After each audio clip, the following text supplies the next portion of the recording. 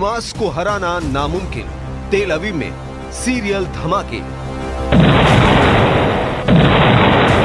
15 महीने की खूनी जंग में हमास भले ही इजराइल से हारता नजर आए, लेकिन हैरानी की बात यह है कि 93% से ज्यादा गाजा बर्बाद हो चुका है।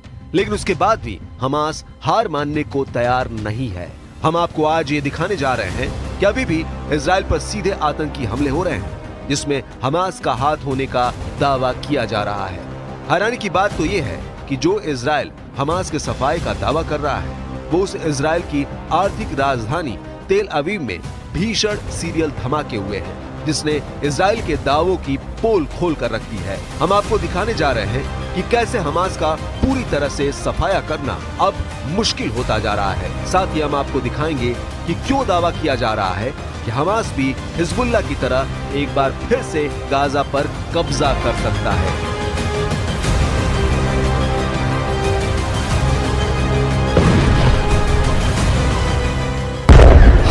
तीन धमाकों से दहला तेल अवीव, नेतन्याहू ने खाई बदले की कसम।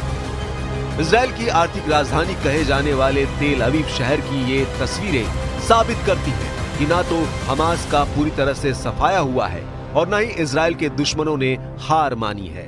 तेल अवीव में हुए सीरियल ब्लास्ट ने कोहराम मचा दिया है। हालात ये है कि तेल अवीव में हर तरफ कोहराम मचा हुआ है। धमाके से सदमे में पहुंचे पीएम नेतन्याहू और इजरायली सेना के कमांडरों को समझ नहीं आ रहा है कि आखिर इतनी पुख्ता सुरक्षा के बावजूद तेल अवीव में धमाके कैसे हो गए। जरा देखिए इन धमाकों के पीछे का क्या है कनेक्शन।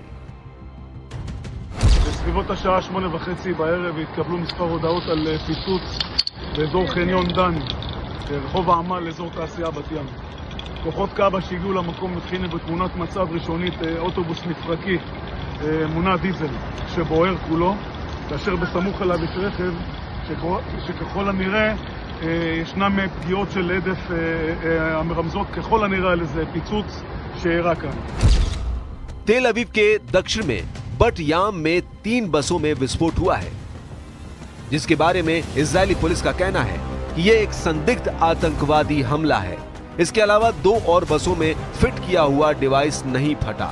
पुलिस सस्पेक्ट की तलाश कर रही है और इलाके में भारी पुलिस फोर्स को तैनात किया गया है।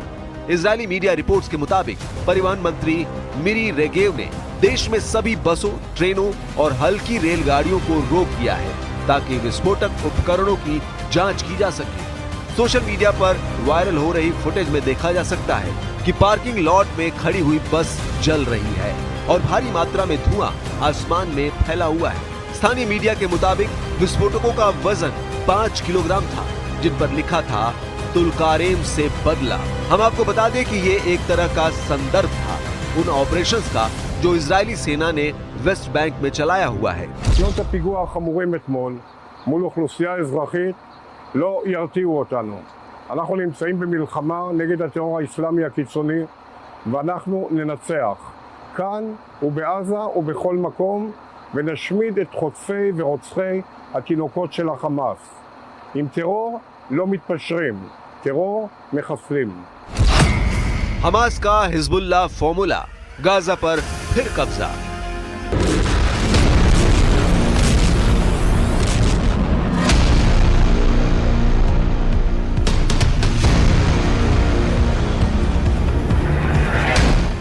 भले ही हमास के चीफ कमांडर इस्माइल हानिया, याह्या सिनवार जैसे टॉप कमांडर और चीफ मारे जा चुके हैं, लेकिन हमास अभी भी बेहद मजबूत माना जा रहा है। 15 महीने के गाजा युद्ध में 30,000 से ज्यादा हमास के लड़ाके मारे जा चुके हैं, लेकिन उसके बावजूद गाजा के कई इलाकों में हमास की जबरदस्त पकड़ बनी हुई है। कुछ खुफिया अधिकारियों का दावा है कि हमास हिजबुल्लाह के फॉर्मूले से एक बार फिर से गाजा पर कब्जा कर सकता है। जरा देखिए, यह है हमास का हिजबुल्लाह फॉर्मूला।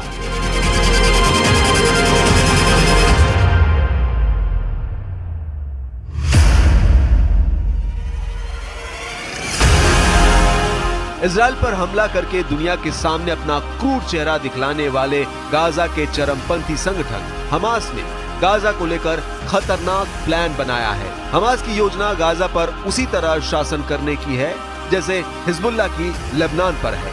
इजरायली खुफिया एजेंसी मोसाद के पूर्व अधिकारी रामी इगरा ने यह दावा किया है। मोसाद के अधिकारी ने दावा किया कि हमास गाजा पर हिजबुल्लाह की तरह शासन करना चाहता है, जिसमें फिलिस्तीनी प्राधिकरण को एक मोर्चे के रूप में इस्तेमाल किया जाएगा, जबकि पर्दे के पीछे नियंत्रण बनाए रखा जाएगा। मोसाद के कैदी और मिसिंग पर्सन प्रभाग के पूर्व प्रमुख रामी इगरा के एक इंटरव्यू का हवाला देते हुए यरूशलेम पोस्ट ने खबर छापी है। इगरा ने इस बात पर जोर दिया कि हमास का मुख्य लक्ष्य गाजा में सत्ता में बने रहना है। इगरा ने कहा वे गाजा पर शासन करना जारी रखना चाहते हैं, वैसा करने के लिए सब कुछ करेंगे। इधर दूसरी तरफ राष्ट्रपति ट्रंप ने भी गाजा में मोर्चा खोल दिया है। भूख से बिलबिलाते, बीमारियों से कराहते और मौसम की मार झेलते फिलिस्तीनियों का रहनुमा बनने को कोई तैयार नहीं है। ट्रंप ने अपनी फिलिस्तीनी चाल से अरब देशों पर गाजा युद्ध थोपना शुरू कर दिया है। खबर है मिस्र, सऊदी अरब, जॉर्डन पर ट्रंप ने दबाव बनाना शुरू कर दिया है कि वो अपने अपने देशों में 23 लाख फिलिस्तीनियों को अस्थायी कैंपों में बसाएं।